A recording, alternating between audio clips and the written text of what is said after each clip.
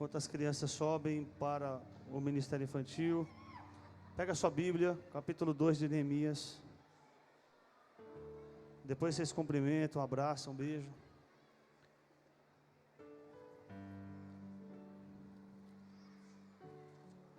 Neemias, capítulo 2, versículo 17. Neemias, capítulo 2, versículo 17. Então lhes disse: estais vendo a miséria em que estamos, Jerusalém assolada e as suas portas queimadas? Vinde, pois, e reedifiquemos os muros de Jerusalém, e deixemos de ser opróbrio. Amém? Pode sentar-se, em nome de Jesus. Glória a Deus.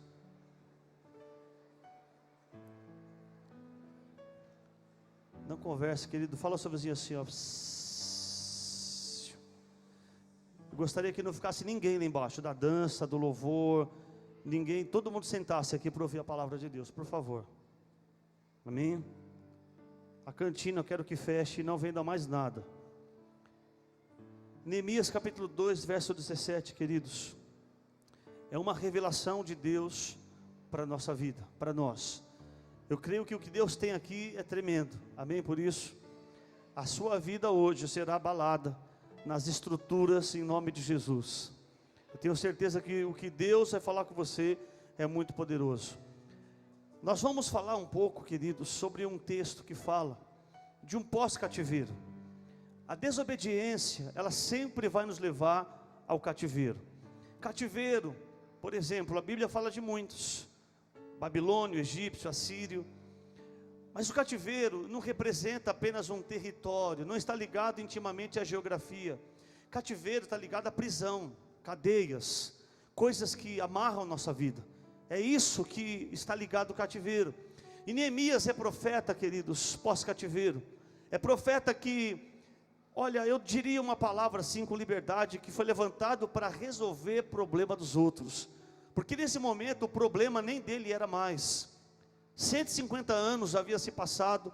Os profetas estavam se levantando para pregar a palavra e levantar a estima, levantar a mentalidade, o coração daqueles que voltaram do cativeiro. Babilônia, exatamente 1000 quilômetros da terra natal dos judeus. Babilônia, querido, era muito longe. E essa distância trouxe uma apostasia, uma frieza muito grande. E muitos profetas se levantaram para quebrar o cativeiro. E eles tentaram, mas estava tão difícil.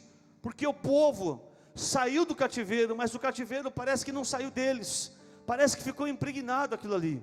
Então muitos profetas foram levantados para mudar a história desse povo que havia desobedecido. E havia passado pelo cativeiro, pela prova. Mas acontece que toda prova tem um tempo determinado para acabar. Amém? Por isso, diga-se comigo: toda prova tem um tempo determinado para acabar. Amém? Quem sabe hoje a sua prova está acabando e sendo quebrada na autoridade da palavra e do nome de Jesus. Alguém crê nesta verdade aqui? Diga amém. Para começar esse culto, querido, com pessoas cheias do Espírito Santo de Deus. E Neemias foi levantado nesse cenário, queridos. E o Espírito Santo deu um tema para essa mensagem. O tema é o seguinte: a dor é passageira, mas a desistência é para sempre. Vamos repetir, diga assim: a dor é passageira, mas a desistência é para sempre. Tem muita gente que desiste muito fácil, porque não consegue suportar a dor. Nós temos muitos exemplos na Bíblia. Por exemplo, quando Moisés enviou os 12 espias para espiar a terra. Quando nós falamos nos 12, parece muito vago, né? Os 12, mas quem eram os 12? Os 12, eles eram Josué, Caleb, Josué, Caleb, Josué, Caleb. Só fala em Josué e Caleb, porque 10 deles desistiram. 10 deles se acovardaram, ficaram com medo. E a Bíblia não fala o nome deles. Ninguém fala o nome deles, ninguém nem lembra deles. Porque a Bíblia, querido, Deus só vai lembrar daqueles que têm coragem. Amém? Por isso, Josué e Caleb passaram a dor, passaram o sofrimento, mas são lembrados até hoje. A dor é passageira, mas a desistência é para sempre. Amém? Por isso, Moisés estabeleceu um projeto. Todo projeto, querido, vai experimentar a dor. Eu não conheço nenhum projeto na sua execução que não tenha que enfrentar a dor. Todo mundo que tem um sonho precisa conhecer a dor. Apóstolo, então o senhor está querendo dizer que a dor é uma coisa boa? Sim. A dor vista de um lado, querido, não masoquista, que não é isso que eu quero pregar para você de forma alguma, mas visto por um lado de um homem que tem fé. A dor é um termômetro para medir o tamanho da tua conquista. Quanto maior for a dor, significa que maior vai ser a vitória que Deus tem preparado para você, em nome de Jesus. Agora, todo aquele, querido, que não sente dor, isso é muito perigoso, porque se não está sentindo dor, talvez significa que não está fazendo nada. Você vai ver muita gente desistindo por aí, mas também você vai encontrar muitas pessoas continuando, dispostas a enfrentar qualquer nível de dor. Diga amém por isso. Quem quer ter uma visão de Deus aqui, levanta a mão direita. A visão de Deus vai ser acompanhada com dor. Ninguém na Bíblia conseguiu, querido, executar alguma coisa sem dor. Uma das histórias mais bonitas de toda a Bíblia, qual é? A história de José do Egito. Mas a história de José do Egito é recheada de dor. Muita gente pode levantar hoje e dizer: eu quero ter a mesma vitória que teve José, mas está disposto a ter a mesma dor que teve José? Se nós queremos ter o mesmo nível de conquista que teve o nosso irmão José, vamos precisar ter o mesmo nível de dor que ele teve também. Hoje você veio aqui para escolher para fazer a tua escolha, desistir ou continuar, vai depender de você. Você pode desistir, ninguém vai brigar com você, porque tem muita gente querendo o alívio agora, mas a vida tem nos ensinado que o alívio, querido, pode vir agora, mas depois vem a dor. Mas para você que está sentindo dor hoje, sente mais um pouquinho, que logo logo vai vir um alívio sobre a sua vida, e quem sabe nunca mais você vai experimentar a dor em nome de Jesus. Amém? Por isso, quando nós acompanhamos uma maratona, por exemplo, nós percebemos que só fica aqueles que suportam a dor. Somente aquelas pessoas que estão dispostas a sentir essa dor, elas vão continuar. Agora, aquele que não quer sentir dor, começa a doer os músculos da perna, começa a sentir em todo lugar dor, ele para. Mas você vê muitas vezes pessoas sentindo muita dor, mas não desistindo, continuando até o final. E quem sabe você hoje não está na maratona da vida, querido, enfrentando tanto obstáculo na tua vida, enfrentando tanta coisa. A unção, a capacitação de Deus vem sobre a sua vida hoje, para fazer com que você não desista da sua dor, ou seja, não desista do teu sonho. Diga amém se você recebe essa palavra. Diga: eu não vou sentir vontade de desistir. Diga comigo: eu vou continuar, mesmo que a dor seja muito grande. Paulo disse que a leve e momentânea tribulação produz peso de glória. Ele está chamando a dor, que algumas vezes parece ser insuportável, e dizendo que é leve, que é momentânea. É claro, querido, que isso não é leve. Eu não vim aqui hoje, para ser uma pessoa insensível e dizer: o que você está passando, irmão? Isso aí é moleza. Não é moleza. O que você está passando é muito difícil. Tem gente que está sentindo dor realmente, por tantas situações. Pega a sua mão esquerda agora, querido. Pega a sua mão esquerda. Coloca na sua mão esquerda toda a dor que você está sentindo. É pesado, né? Vai colocando aí a dor da traição, a dor da perda, a dor do roubo, a dor da humilhação. Está pesado, né? Só de lembrar o tanto de mágoa que tem na sua mão esquerda aí. Paulo falou que isso é leve, mas não é leve, é pesado, né? Agora pega a sua mão direita, coloca o cabode de Deus aí, a glória de Deus, para você ver. Amém? A glória de Deus faz esse peso que você está sentindo começar a ficar leve, em nome de Jesus. É por isso que entramos na casa de Deus, aqui na casa do Senhor, com um peso de tribulação, e o Senhor faz esse peso de tribulação se tornar leve, porque a glória, o cabode de Deus é muito melhor e maior e poderoso para mudar a nossa vida, em nome de Jesus. Alguém recebe essa verdade? Levanta a mão, dá um brado de júbilo nessa noite, porque a dor não vai nos parar. A dor não vai parar você, em nome de Jesus.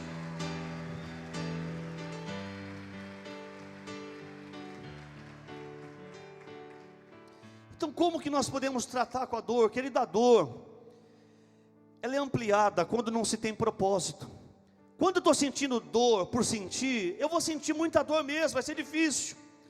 Então eu preciso trazer um propósito para a minha dor, porque estamos falando de Neemias, alguém que chorou. Ele sentiu uma dor, mas era para um propósito. Era uma nação que há 150 anos estava tentando reconstruir os muros e não conseguia. Ele sentiu uma dor, queridos, que na verdade não era nem problema dele, mas ele deu um propósito àquilo ali. Ele amou, ele teve compaixão, teve misericórdia da nação de Israel. Não adianta nós entrarmos aqui hoje e dizer: Senhor, alivia a minha dor. Não adianta. O que nós vamos ter que pedir para Deus é dar um propósito que alivie a nossa dor. Amém? Por isso, está sentindo dor por quê? Qual é o motivo? Se tiver um motivo, querido, eu tenho certeza que você não vai se importar em sentir dor. Sabe por quê? Eu vou dar um exemplo. Você sai para trabalhar amanhã, 7 horas da manhã, quebra e carrega pedra o dia inteiro debaixo do sol. Chega o final do dia, você vai receber seu pagamento, e aí colocam na sua mão R$20. Já pensou? 12 horas de trabalho, trabalho das 7 da manhã às 7 da noite, sem almoçar, sem tomar água, sem parar, cansado. Coloca R$20 na sua mão. Já pensou, querido? Você vai dizer: não valeu a pena, amanhã eu não vou nem aparecer aqui.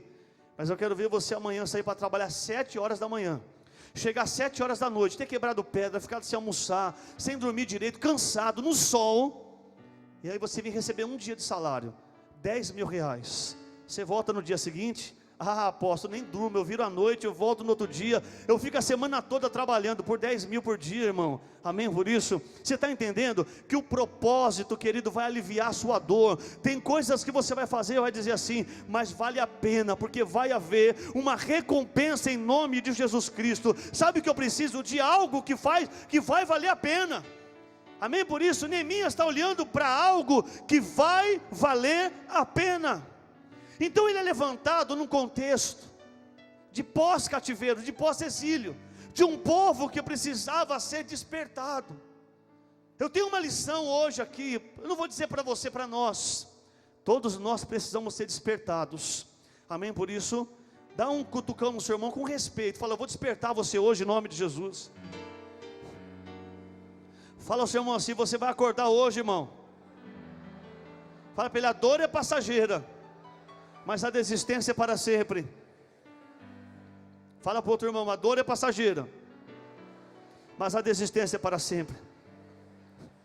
Nosso ponto de partida, Neemias 2,17. Então lhes disse: bem vedes a miséria que nós estamos. Jerusalém está assolada e suas portas estão queimadas. Neemias, querido, significa aquele que desperta. É aquele que desperta, e ele vai despertar. Essa palavra vai despertar a nossa vida. Não adianta dar uma maquiada no negócio, falar: está tudo bem, está tudo bonitinho, está coisa nenhuma. Neemias entrou naquela cidade, ele olhou, e ele falou: olha, sabe qual é a verdade? Isso aqui está uma miséria, isso aqui está feio. A moda agora é envelopar carro. Tem gente com o carro queimado, riscado. Ele vai lá dar uma envelopada, fica bonito, né? Tem muito crente querendo dar envelopada na vida dele. Diante de Deus não adianta querer envelopar a sua vida. Se está uma miséria, se está uma ruína, confessa diante de Deus, em nome de Jesus, reconhece. Neemias entrou, queridos, naquela cidade e falou: isso aqui está uma miséria. Amém por isso? Amém por isso? Agora interessante, a cosmovisão de Neemias, quando ele chega naquele lugar, ele tem uma visão de ruínas, de caos. Muitas pessoas poderiam entrar naquele lugar e dizer: mas está tudo bem, porque não é todo mundo que sente a mesma coisa.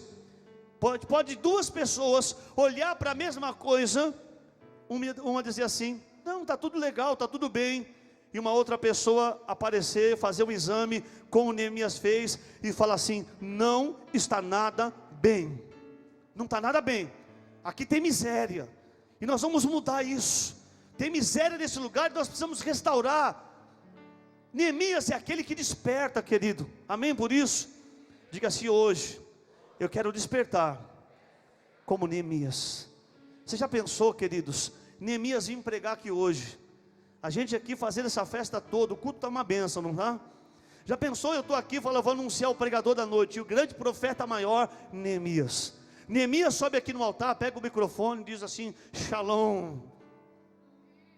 Responda, querido, amém? Se ia me fazer passar uma vergonha dessa, Neemias subiu e disse: Shalom, amém.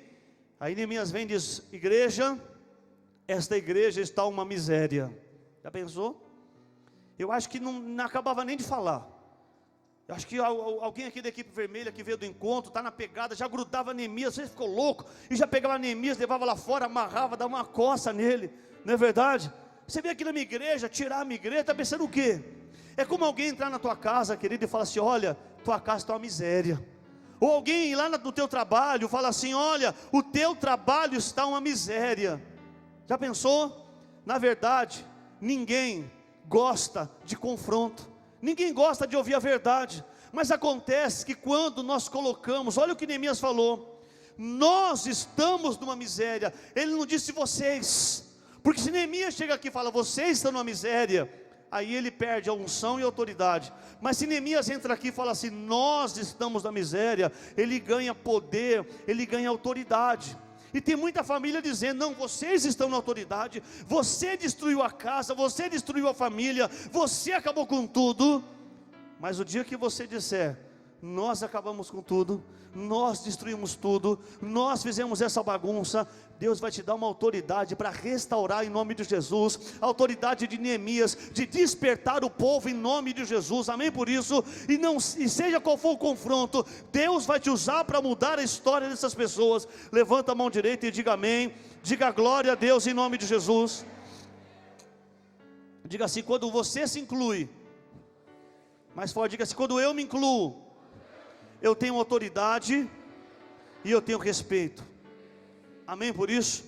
Agora Neemias, querido, quando ele chega, ele fala assim: esse lugar está uma miséria. Temos que olhar para isso. Eu viajo bastante, faço bastante viagem internacional. Olha, se tem alguém que é apaixonado pelo Brasil, sou eu. Amém por isso? Eu amo o meu Brasil. Eu amo minha família e amo a minha igreja. Sou muito grato por tudo que Deus me deu, amém? Mas quando eu viajo para fora do país, do Brasil, eu volto em crise. Vou ser sincero com você. Muitas vezes quando eu piso os pés da Europa, eu entro em crise e falo: meu Deus, eu estou na miséria. Morar na casa que eu moro, estar no bairro que eu estou, onde eu moro, eu estou na miséria. O que é isso? O que está acontecendo comigo? Acontece, querido, que eu só percebo que eu estou na miséria quando eu tenho uma referência. Quando eu não tenho referência, eu não percebo que eu estou na miséria. Eu estou na miséria, eu falo: não, está tudo bem, está tudo legal. Eu vou empurrando com a barriga. Neemias, ele não era príncipe, mas morava num palácio. Ele estava acostumado a ver ordem dada, ordem executada. Ele estava acostumado com as melhores comidas. Neemias estava acostumado com respeito, autoridade, obediência. Afinal de contas, ele não era príncipe, mas morava num palácio e acostumou com essas coisas, com princípios de honra, por exemplo. Mas quando ele saiu do palácio e entrou na cidade de Jerusalém, ele tinha um parâmetro, ele tinha alguma coisa, uma referência. E ele chegou naquele lugar, ele falou: ah, nós estamos numa miséria tremenda, numa miséria terrível. Eu vim aqui para dizer, querido, se essa miséria dura 150 anos como essa daqui, Deus em 52 dias vai mudar a tua vida, em nome de Jesus, porque Neemias é aquele que desperta, e eu vim aqui hoje com esta palavra, para despertar o teu coração, em nome de Jesus. Diga amém, dá um brado de júbilo. Precisamos ter uma referência, em nome de Jesus. Neemias, ele sentiu dor, mas é melhor ter uma dor passageira, do que, querido, uma desistência que dura para sempre, amém? Por isso, é melhor ter uma dor passageira, do que uma desistência que dura para sempre. Vamos repetir isso, diga assim: é melhor ter uma dor passageira, do que uma desistência, que pode durar para sempre. Diga amém se você crê. Infelizmente, nós estamos em muitas áreas da nossa vida em uma miséria, mas não é isso que a Bíblia tem para nós. Paulo em Romanos 5,17 diz que nós reinaremos em vida. Paulo está dizendo que nós vamos reinar, vai haver uma unção de governo sobre a nossa vida, que nós vamos ter autoridade para orar e ver os milagres de Deus acontecendo. Quando esse dia vai chegar, queridos? Eu vim aqui hoje na condição de profeta, olhando para esta palavra com o meu coração ardendo em chamas, em nome de Jesus, crendo de um Deus que tudo pode fazer, que a partir dessa palavra, querido, em 52 dias a sua vida vai começar a mudar em nome de Jesus. Jesus viu nos seus dias muitas misérias. Marcos capítulo 6, verso 34. E Jesus saiu e viu uma grande multidão, e teve compaixão deles, porque eram como ovelhas que não têm pastor.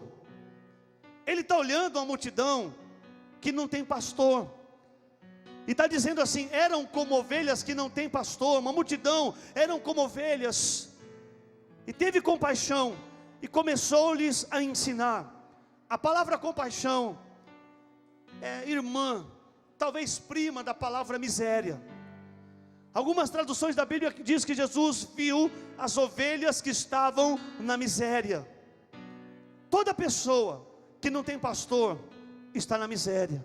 Todo mundo que não tem um líder, que não tem quem seguir, que não tem um referencial, todo mundo, querido, que não tem uma pessoa a quem se espelhar, uma pessoa que não desafia, que não inspira ela, é uma pessoa que está na miséria. E Jesus começou a ensinar. Eu quero hoje, em nome de Jesus, desatar uma unção sobre a sua vida, que você vai enxergar pessoas que estão sem pastor, que estão na miséria, e você vai começar a ensinar, porque tem muita gente fazendo errado, fazendo milagre, mas o milagre não tira ninguém da miséria. A Bíblia diz que Jesus não curou cego, não curou paralítico, mas começou a ensinar, porque o que faz uma pessoa ficar de pé, e ser curada, e sair da miséria, é o ensinamento, é a palavra de Deus, e não os milagres. Diga amém por isso, em nome de Jesus.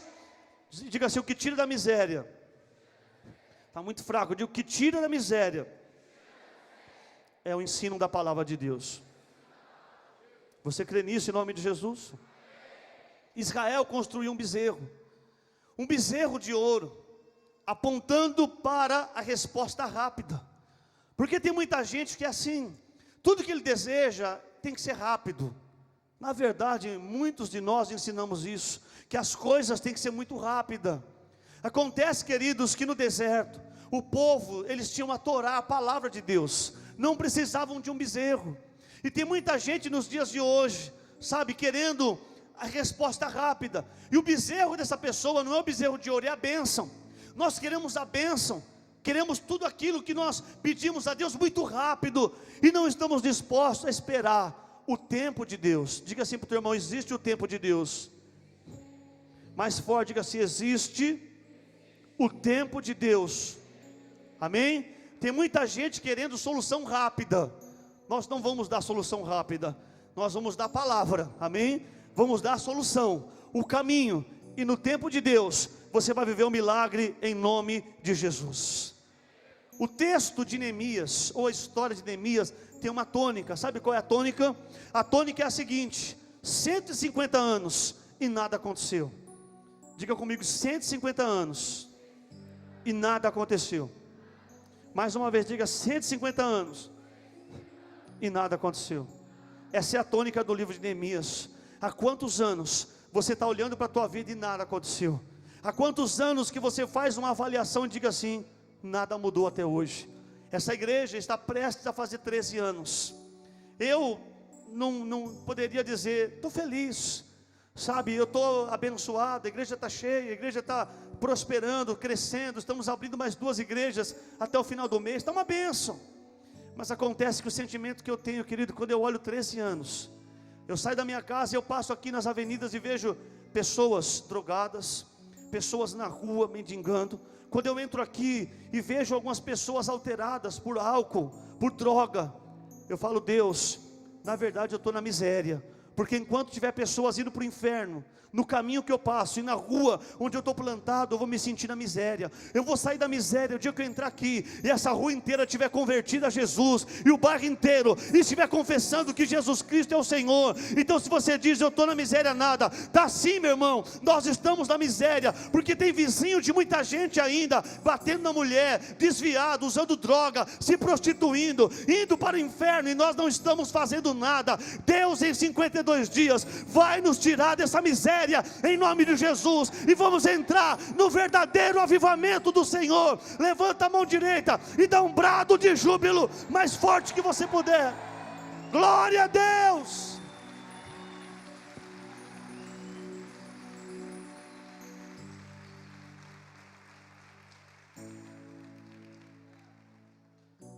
Diga comigo: eu quero sair da miséria. Eu não sei qual área da tua vida você está na miséria. Eu sei que Deus vai tirar você. Amém por isso? Hoje vamos tomar uma decisão. Sorria para o teu irmão aí e fala assim: hoje eu estou decidido. Amém? Nós vamos retomar a construção. Diga assim: eu vou retomar a construção. Só que Deus não reconstrói em cima de escombros.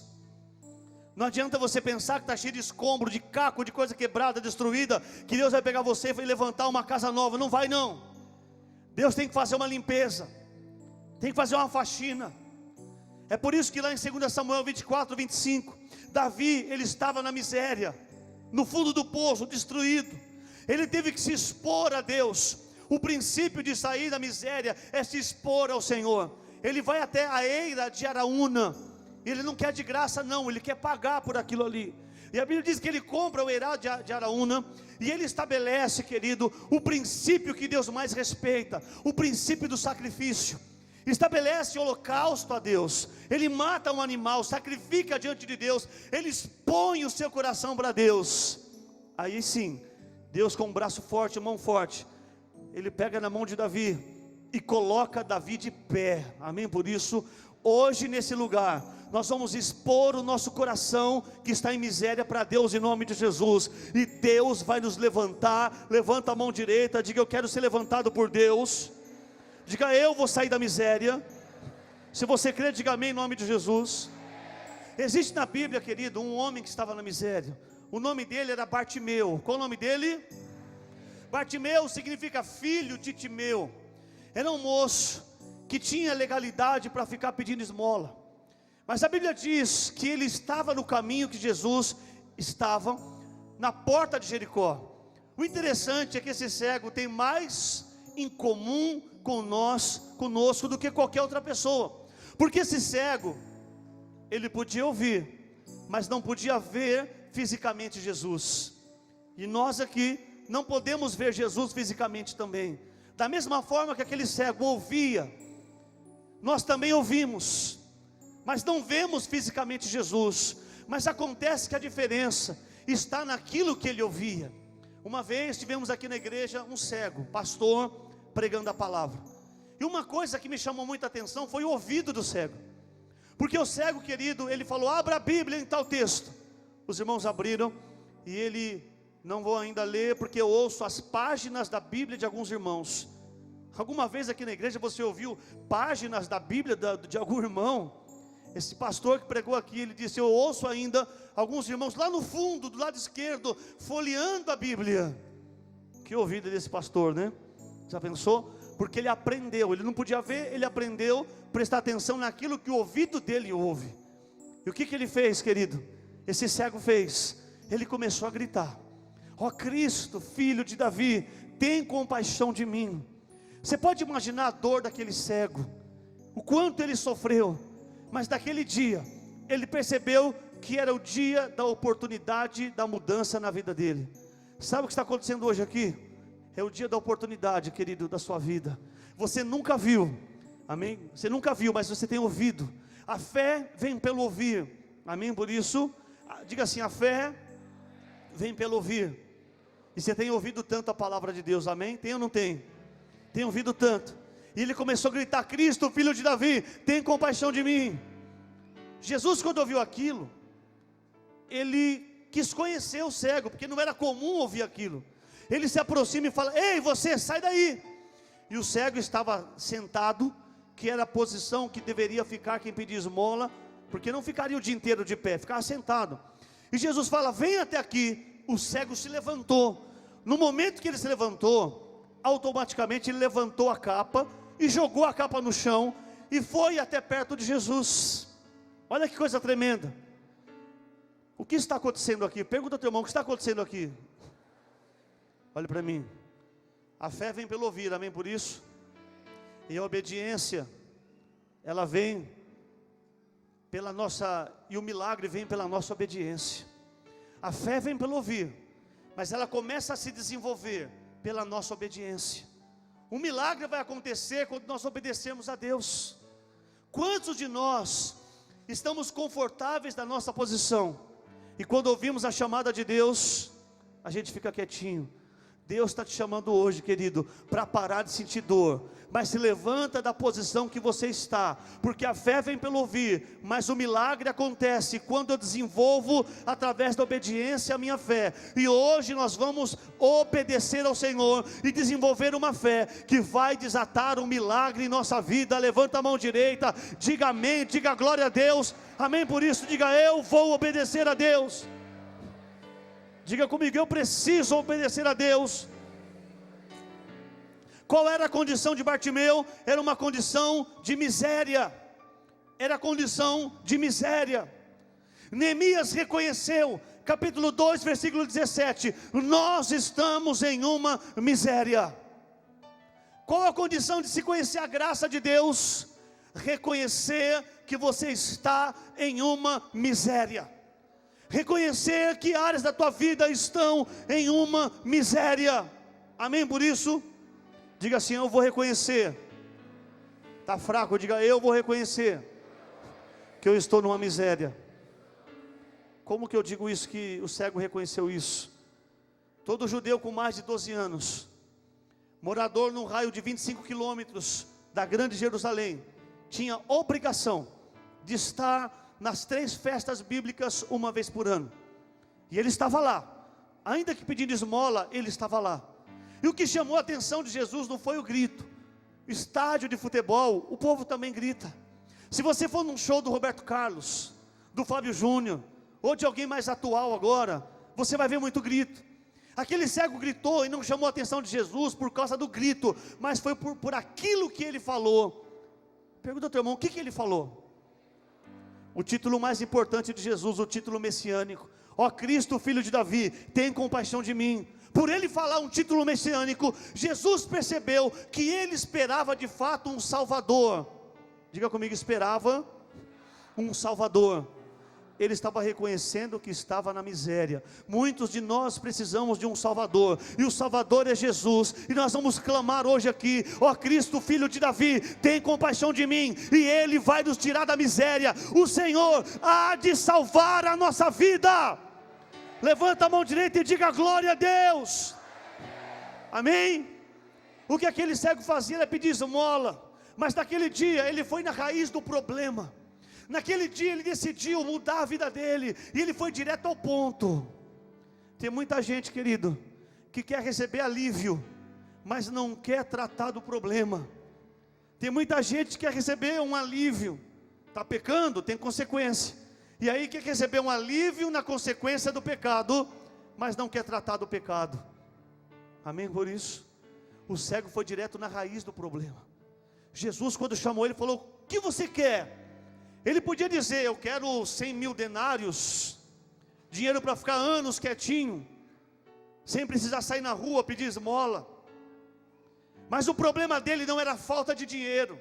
O problema dele é que ele estava cego e não podia trabalhar, tinha que pedir esmola. Então ele vai na raiz do problema. Diga assim comigo, hoje. Eu quero ouvir todo mundo, diga assim: hoje eu estou indo diretamente na raiz do problema. Diga amém por isso. Hebreus 12, 15. Tendo cuidado de que ninguém se prive da graça. Olha, ninguém se prive da graça. E de que nenhuma raiz de amargura. Amargura tem raiz. Pecado tem raiz. Briga no casamento todo dia tem raiz. Vontade de morrer tem raiz. Vontade de desaparecer do mapa tem uma raiz. Precisamos ir na raiz. E uma árvore, com toda a sua grandeza, normalmente às vezes tem raiz pequena, mas tem raiz. Algumas árvores têm raiz grande, que vão se desenvolvendo, você não vê, mas a árvore é grande e tem uma raiz grande também, que sustenta ela. E tem muito problema nosso, querido, que tem força por causa da raiz. Mas hoje vamos entrar num tempo profético de 52 dias, e toda raiz de problema nós vamos ir direto na fonte e vamos resolver no nome de Jesus. Diga amém se você crê. Vamos resolver, porque é noite de restauração de Deus. A raiz do problema, vamos direto nela. Nós temos, querido, uma questão no capítulo 6 de 2 Samuel, uma mulher chamada Mical. Qual o nome dela? Mical estava desviada. Também o pai que ela tinha, Saul, frio, desviado, tribulado, o jeito que ele morreu, coitada, toda cheia de trauma, cheia de problema. Quando vê Davi entrando, dançando na presença de Deus, com uma felicidade, ao invés de ela compartilhar a alegria, ela criticou, ela murmurou, e morreu estéril, ficou doente a vida inteira. Tem muita gente que está olhando o passado, olhando o que o pai fez, olhando o que o tio fez, olhando o que o irmão fez, olhando o que a irmã fez, olhando o que a vovó fez, olhando o que a titia fez, que o pastor fez, olhando o que o patrão fez, que o presidente fez. Quando você vai olhar o que o teu Jesus fez, quando você vai olhar o que Cristo fez, posso ouvir um amém por isso? Diga, eu tenho que olhar, não gostei, quero ouvir mais forte. Diga, eu tenho que olhar o que o meu Jesus fez. Sabe por quê? Porque você pode ter motivos, mas você não tem razão. O que ela tinha era motivos, ela tinha uma lista para dizer isso, isso, isso, e aquilo outro. Mas ela não tinha razão de fazer aquilo, queridos, porque acima de tudo aquilo, ela tinha um Deus que pode todas as coisas. E se você está com uma lista aqui hoje, enorme de motivos, saiba que você tem uma razão para não pecar, para não desistir, para não ter medo. A razão chama-se Jesus Cristo, e nós vamos hoje nos entregar a Ele. Diga amém, se você vai se entregar a Jesus, e vamos viver para Ele, depender dEle, e andar na presença de Jesus. Eu quero ouvir um brado de júbilo mais forte que você puder. Glória a Deus.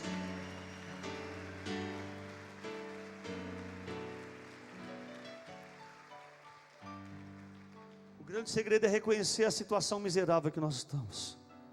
Talvez muitos de nós estamos numa situação miserável aqui hoje, com miséria no casamento, miséria na vida financeira, miséria no ministério, miséria no mundo diário. E talvez um monte de gente, como o próprio coitado do Bartimeu, o próprio Neemias, um certo paralelo, entre aspas, entre Bartimeu e Neemias. Sanbalá e Tobias se levantando dizendo, Neemias, você não vai conseguir coisa nenhuma, você ficou louco, volta lá para o teu reino, volta lá para o teu rei, para o teu trabalho, e você vai entrar aqui, não aconteceu nada em 150 anos, por que agora vai acontecer? Está casado há 20 anos, por que vai mudar agora?